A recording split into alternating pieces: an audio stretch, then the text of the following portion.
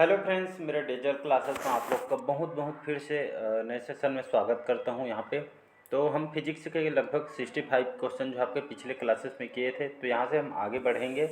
और यहाँ पे मैं बता दूं, जितना भी क्वेश्चन मैं लिया हूँ लूसेंट से सारे क्वेश्चन लिए हूँ। और आपके हर एग्जाम, चाहे कोई भी एग्जाम हो, चाहे स्टेट के एग्जाम, चाहे सेंट्रल गवर्नमेंट, रेलवे, एसएससी, सब कहीं न कहीं से आपके सभी एग्जाम में क्वेश्चन यहाँ से रिपीट भी हुए हैं। तो लूसेंट से क्वेश्चन लिए हूँ आपसे। जो यहाँ से क्वेश्चन की मैं बात करूँ तो लगभग 90% जो क्वेश्चन आपको यहाँ से देखने को मिलेगा, यहाँ से आपको कवर हो जाएगा। बाकी जो क्लासेस है इसको बार बार रिवाइज कीजिए, ताकि जाके क्वेश्चन आपको, हर क्वेश्चन आपको बनने लगेगा। चलो इस सेशन को बढ़ाते हैं आगे। पिछले क्लासेस को नहीं देखे होंगे तो देख सकते हैं, पहली बार आए तो चैनल को सब्सक्राइब करके रख सकते हैं ताकि नोटिफिकेशन आप तक पहुँच।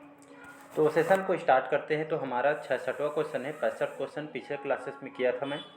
तो प्रायः मरुस्थलीय क्षेत्र में मृगमृचिका बनने का क्या कारण है? बहुत बार एग्जाम में क्वेश्चन पूछा है, चाहे आप रेलवे के एग्जाम को उठा के देख ले, चाहे एसएससी वगैरह, तो सभी एग्जाम में क्वेश्चन पूछा है। तो क्या कारण है जो मरुस्थल या आपके जो रेगिस्तान क्षेत्र में मृगमृचिका बनने का कारण है?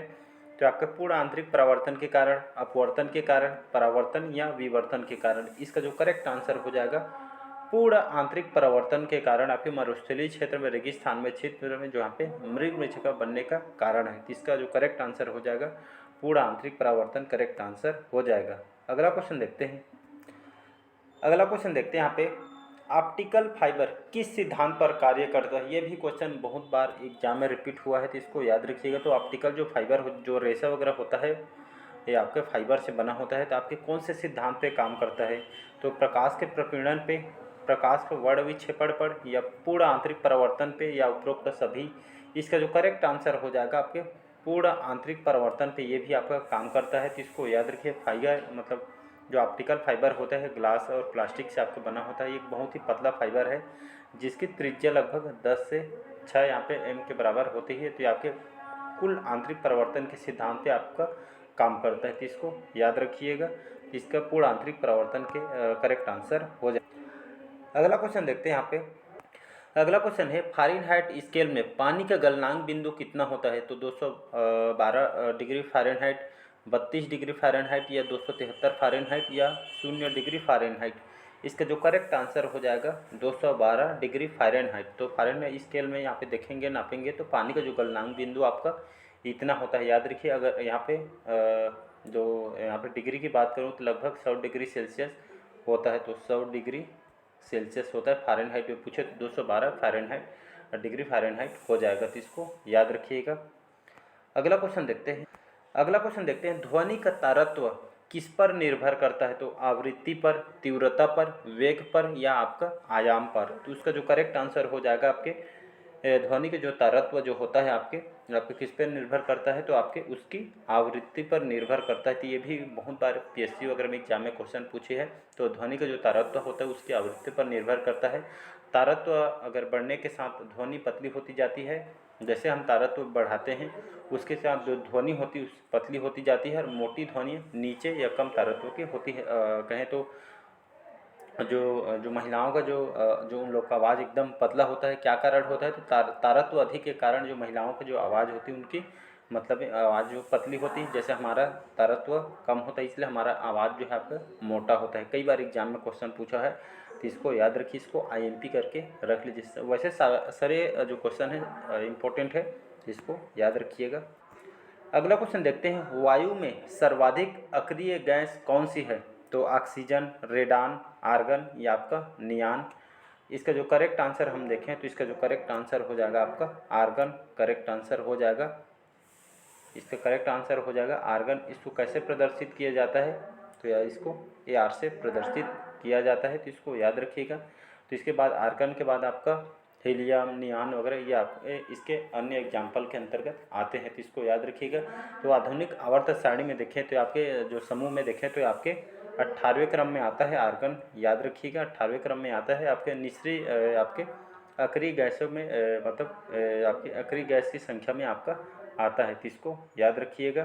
क्रिप्टान, जेनान, रेडान, जो आपके हीलियम जो वगैरह, ये सब आर्गन सहित गैसों की श्रृंखला में आती है।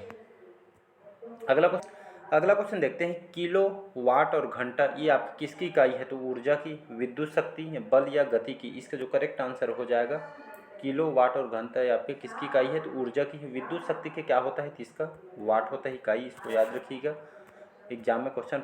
और अगर पूछ दे आपको बल्क तो ये इसका क्या होता है? इसका न्यूटन है। एग्जाम में ये भी क्वेश्चन पूछा जा चुका है, तो इसको याद रखिएगा। और वहीं अगर गति का पूछे तो इसकी जो इकाई होती है प्रति सेकंड होती है, तो इसको याद रखिए। अगला क्वेश्चन देखते हैं, एक धातु के तार में विद्युत का प्रवाह किसके कारण होता है? तो प्रोटॉन के माध्यम से, इलेक्ट्रॉन के माध्यम से, न्यूट्रॉन के माध्यम से, या इनमें से कोई नहीं। इसका जो करेक्ट आंसर हो जाएगा इलेक्ट्रॉन के माध्यम से। तो धातु के तार में, कोई भी धातु है तो तार में विद्युत का प्रवाह किसके कारण होता है? तो इलेक्ट्रॉन के कारण होता है विद्युत प्रवाह। तो इसको याद रखिएगा। घर में हम लाइट वगैरह यूज करते हैं तो इसके हिसाब से काम करती है। अगला क्वेश्चन देखते हैं, तो एंगस्ट्रम के द्वारा किसकी माप की जाती है? तो इसका माप की जाती है आपके तरंगदैर्घ्य की माप की जाती है। तो आपको पीछे कथा वगैरह जो आज से स्टार्ट हुआ था आपको बैकग्राउंड में सुनने को मिलेगा, तो उसको थोड़ा देखिएगा। तो एक एंगस्ट्रम का जो मान कई बार एग्जाम में क्वेश्चन पूछता है, तो एक एंगस्ट्रम का मान जो कितना होता है? तो 10⁻⁴ माइक्रोन के बराबर होता है। एग्जाम में ये भी क्वेश्चन पूछा है, एंगस्ट्रम के द्वारा किसकी माप की जाती है? तो तरंगदैर्घ्य, इसका मान कितना होता है? 10⁻⁴ माइक्रोन के बराबर होती है। तो इसको दोनों को याद रखिएगा। अगला क्वेश्चन है, सूर्य पर ऊर्जा का निर्माण किसके द्वारा होता है? तो नाभिकीय संलयन के द्वारा, नाभिकीय विखंडन के द्वारा, ऑक्सीकरण अभिक्रियाओं के द्वारा, या अवकरण अभिक्रियाओं के द्वारा। इसका जो करेक्ट आंसर हो जाएगा नाभिकीय संलयन के द्वारा जो आपका सूर्य पर ऊर्जा का निर्माण होता है, जिसको याद रखिएगा। तो हाइड्रोजन परमाणु के आपके परमाणु संलयन द्वारा ऊर्जा को उत्पन्न किया जाता है। अगला क्वेश्चन है, आकाश का रंग नीला क्यों होता है? तो प्रकाश के परावर्तन के कारण, प्रकाश के प्रकीर्णन के कारण, या प्रकाश के अपवर्तन के कारण, या इनमें से कोई नहीं। इसका जो करेक्ट आंसर हो जाएगा आपके, तो प्रकाश के प्रकीर्णन के कारण ही हमें जो आकाश का जो रंग देखते हैं ब्लू कलर, नीला कलर में दिखाई देता है।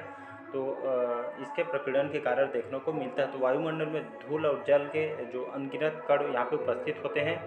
ये कण नीले रंग के प्रकाश का यहाँ पे नीले रंग के प्रकाश का प्रकीर्णन करते हैं। और इसी रंग का याद रखिएगा, जो नीला कलर है इसी रंग का जो आपका तरंगदैर्घ्य सबसे कम होता है। कहने का मतलब है इसके जो कण होते हैं नीले रंग के प्रकाश का प्रकीर्णन करते हैं, और आपके इसी रंग का तरंगदैर्घ्य सबसे यहाँ पे कम होता है। और आकाश का रंग यहाँ पे हमको नीला कलर या ब्लू कलर का दिखता है। अगला क्वेश्चन देखते हैं, निम्नलिखित किस स्थान पर गुरुत्वीय त्वरण का मान शून्य होता है? तो समुद्री स्तर पर, ध्रुवों पर, भूमध्य रेखा पर, या पृथ्वी के केंद्र पर। इसका जो करेक्ट आंसर हो जाएगा पृथ्वी के केंद्र पर जो है आपका, इस स्थान पर गुरुत्वीय त्वरण का जो मान आपका 0 होता है। तो इसको याद रखिएगा। अगला क्वेश्चन देखते हैं, लोलक घड़ियां गर्मियों में सुस्त क्यों हो जाती है? तो गर्मियों में दिन जो लंबे होते हैं इस कारण, या कुंडली में घर्षण होता है इसलिए, या लोलक की लंबाई बढ़ जाती है, या लोलक में भार में परिवर्तन हो जाता है इस चलते। इसका जो करेक्ट आंसर हो जाएगा, तो आपके लोलक की लंबाई बढ़ जाती है, इसी के कारण हमें लोलक घड़ियां जो गर्मियों में लोलक की लंबाई बढ़ जाने के कारण, जिससे इकाई दोलन में लगा हुआ समय इससे बढ़ जाता है, और इसी कारण यहाँ पे सुस्त हो जाती है। तो जिसके कारण हमें आपका गर्मियों के दिनों में घड़ियां गर्मियों में यहाँ पे सुस्त हो जाती है। तो इसको याद रखिए। अगला क्वेश्चन देखते हैं, घड़ी के स्प्रिंग में कौन सी ऊर्जा भंडारित होती है? तो गतिज ऊर्जा, स्थितिज ऊर्जा, ऊष्मीय ऊर्जा, या रासायनिक ऊर्जा। तो इसका जो करेक्ट आंसर हो जाएगा आपका स्थितिज ऊर्जा करेक्ट आंसर हो जाएगा। तो इसको याद रखिएगा। तो घड़ी की स्प्रिंग में कौन सी ऊर्जा भंडारित होती है? तो इसमें स्थितिज ऊर्जा पाई जाती है। तो स्थितिज ऊर्जा इसमें भंडारण पाया जाता है। अगला क्वेश्चन देखते हैं, निम्नलिखित किसका प्रयोग स्नेहक के रूप में प्रयोग किया जाता है? तो ग्रेफाइट, क्यूप्राइट, हेमेटाइट, या क्रायोलाइट। इसका जो करेक्ट आंसर हो जाएगा ग्रेफाइट क्या होता है? तो ग्रेफाइट आप देखे होंगे, जो पेंसिल जो लेड लगा होता है ब्लैक कलर को, इसको ग्रेफाइट कहा जाता है। तो इसका प्रयोग स्नेहक के रूप में, मंदक के रूप में इसका उपयोग किया जाता है। तो इसको याद रखिए, कई बार एग्जाम में क्वेश्चन पूछा। अगला क्वेश्चन देखते हैं, सड़क पर चलती हुई किसी बैलगाड़ी के पहिए की गति किसका उदाहरण है? तो दोलन और घूर्णन गति, दोलन और स्थानांतरित गति, स्थानांतरित और घूर्णन गति, या केवल स्थानांतरित गति। इसका जो करेक्ट आंसर हो जाएगा स्थानांतरित और घूर्णन गति। याद रखिएगा।